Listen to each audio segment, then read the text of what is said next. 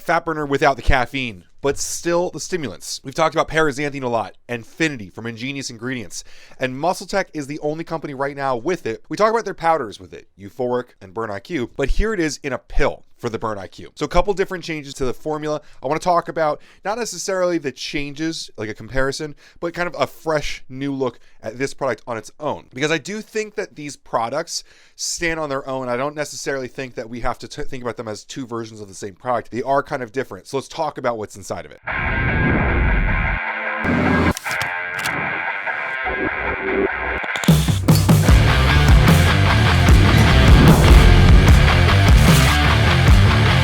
Right off the top, we're going to talk about N-acetyl L-carnitine hydrochloride. Now, this is different from the carnitine version that's in the powder, and that's kind of what I want to talk about this. 600 milligrams of it here. Carnitine itself is an amino acid that can be used to shuttle fat into mitochondria to make energy out of it. We talk about metabolic processes and ATP a lot here at PricePlow, and we are very passionate about that. I'm not going to talk too much about it today because you should probably know that if our bodies are cars, ATP is the gasoline. It's very important, and I don't want to go too far down that rabbit hole right now. But know that carnitine helps us use fat to create more energy, and that energy is usually depleted from training, thinking, working, all sorts of different things.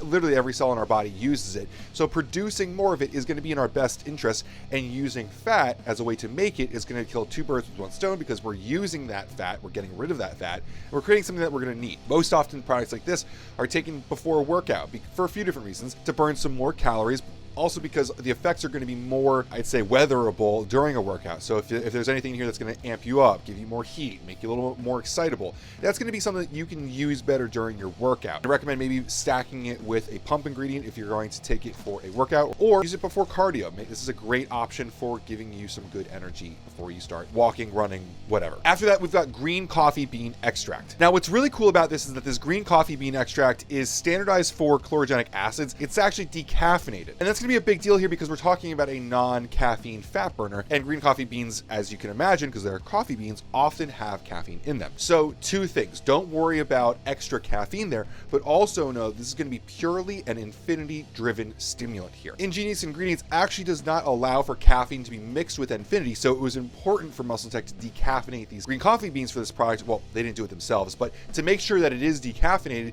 because there is not allowed to be caffeine around infinity. A study published in Phytotherapy Research found that chlorogenic acid can help liberate fatty acids from stored body fat, which enables us to use them as fuel. So this is going to work hand in hand with carnitine because we're now liberating the fatty acids and then shuttling that into mitochondria. After that green coffee bean extract, we have infinity. Like I spoke about, this is the main stimulant in this product. This is going to be where you get most of the energy and clarity from. Infinity is paraxanthine. Paraxanthine, if you are not familiar, is a metabolite of caffeine. There's two other ones, theobromine and theophylline, and those are generally seen as negative metabolites of caffeine. A lot of the bad things, the rise in blood pressure, the inability to metabolize it quickly for some people, come from those two metabolites, whereas paraxanthine provides a lot of the fat burning, the focus, the energy, the good effects of caffeine that we all know and love. Now, my thoughts on paraxanthine are twofold. One, if you are a slow metabolizer of caffeine, it's a great idea for you. People who cannot take caffeine and then sleep relatively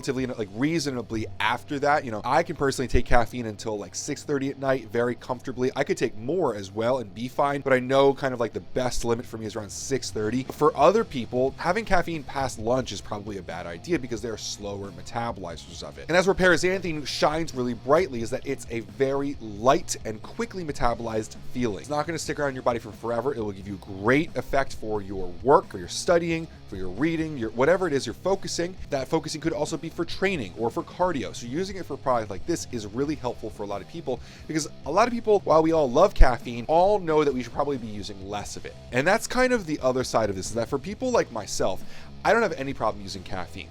So the arguments against it for paraxanthine, while I enjoy them because I respect that a lot of users out there will appreciate that, a lot of us also are going to be like me, where it's well, why does it matter to me? Because I'm a great metabolizer of it. And that's kind of something that I had to explore the product for myself to get that answer, because so much of the product is based off of caffeine not being great for a lot of people. But if it is great for you, why would you use this ingredient instead?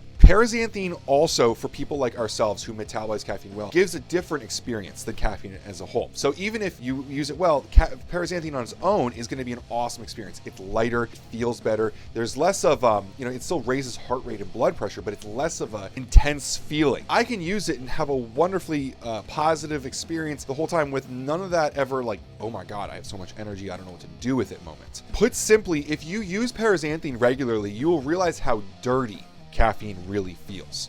Caffeine itself, when you go back to it after using Paraxanthine, feels dirty. There's a lot of other things that go along with it, and it's almost like you can, when you take Paraxanthine, you can isolate that feeling of that. When you go back to caffeine, you feel that Paraxanthine, but you feel the theophylline and the theobromine effects around that. You can feel the extra robust things, and this is normal. When we take things that have an entourage effect of other metabolites and downstream effects, you can feel those other things on top of that one isolated effect you've taken before. For me, I still love caffeine. I still drink energy drinks and stuff like that, but I really do enjoy Paraxanthine on its own, and I definitely think that a lot of people should experience it for themselves. Now, after that, we have some other great ingredients. A lot of them are going to be traditional, stuff that you've seen before, but put together with this new ingredient. It's an awesome product. Coleus extract. This is going to be standardized for 10% Forskolin at 150 milligrams. This is one area where using capsules was a great move for this, and it really flexes some of these ingredients. Coleus does not taste good. To put that in powder would have been difficult.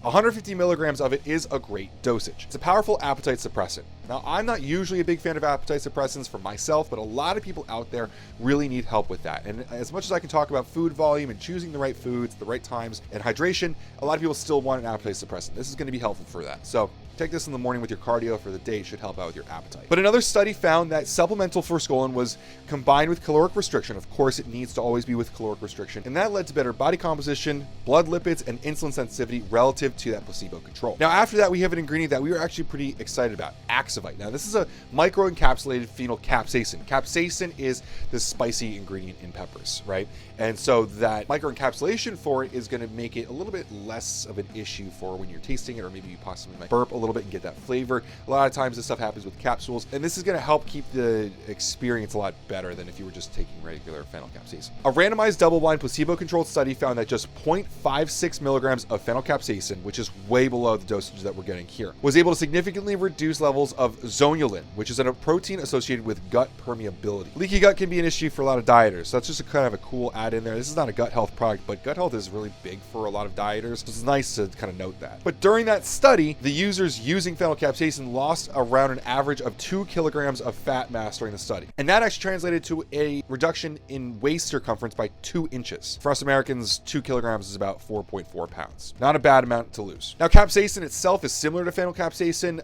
and so to look at that, a couple of studies there, we have some stuff, but it is worth noting that it's similar, but it's not the same thing. I'm just noting these so that people kind of know some stuff that's parallel. Capsaicin has been found to help improve insulin sensitivity in obese mice. It also downregulates tumor necrosis factor alpha, interleukin 6, and monocyte chemoattractant protein 1. These are all inflammatory cytokines, and they cause a lot of metabolic problems. So that can kind of fix a lot of things for people who are dealing with that. Metabolic issues, if you can resolve them, can lead to a lot better metabolism and thus more weight loss. Literally just 6 milligrams of it, which is again way less than 60 milligrams of the phenylcapsaicin, has been shown to produce more fat loss. And phenylcapsaicin is supposed to be an improved version of capsaicin, so you can imagine you would eat even less of it. So the fact that we're getting 60 milligrams of it %. From there, we hit grains of paradise. We talked about this a lot. We don't know the standardization here, but we do know that it can help convert from white adipose tissue to brown adipose tissue. Brown adipose tissue is a more active fat than white. The brown refers to the way that it looks because there's more mitochondria active in it. Generally speaking, we look for about 40 milligrams of it. This does fall short a little bit at 30 milligrams. We don't know the standardization either, so I don't really know much about this. I'm just saying this honest, that we don't have a lot of information on this ingredient, but we do like grains of paradise. We've seen it a lot recently. Because of capsules size, it can be difficult sometimes to fit full doses in, and I imagine this might have been a compromise that they had to make to fit some other stuff in there. This capsule is otherwise packed, so I don't hate it. Now, lastly, we have Huperzine A here. This is an acetylcholine esterase inhibitor, which is going to help keep acetylcholine around longer in the body. Acetylcholine is a learning neurotransmitter, is what it's referred to. It's a neurotransmitter that's super important for a lot of different stuff, including muscle contractions. It also helps out with memory, balance, coordination, stuff like that. So if you're, training or doing cardio, it could be helpful for those things. But mostly what I'm looking for here is muscle contractions. Huperzine has been shown for some benefits in metabolism, like increasing insulin sensitivity in neurons. neurons. If you are an obese individual or overweight and you have some cognitive issues, it's pretty obvious that Huperzine can help with that. But overall, we normally see this in more nootropic-y products, and considering that we've kind of looked at EuphoriQ and Burn IQ as like the smart fat burners and pre-workouts, it makes sense that it's here. I should note we don't have any choline donors here to make more acetylcholine. We only have an acetylcholine esterase inhibitor so that we keep it around longer. Either way, I'm not complaining. Huperzine A is a common ingredient that we see a lot and we like. For all those reasons, I'm excited about this product. I don't use it a ton because honestly, EuphoriQ, I just use all the time as my pre-workout of choice right now. But a lot of people are bigger fans of like capsules, so that's a little bit easier and more convenient. You might be able to keep this in a gym bag where you don't have to worry about the humidity like for a powder. Or maybe you just don't like the flavors of these products and you want to just take a capsule. I don't blame you on that either, although I would say the yuzu lemonade of the EuphoriQ is awesome. With all that said, I do have to say we got this product for free. We do have a business affiliate relationship with MuscleTech, so I hope that's all taken for what it's worth. Hopefully this was informative and helpful. And always, guys, thanks so much for watching and have a great day.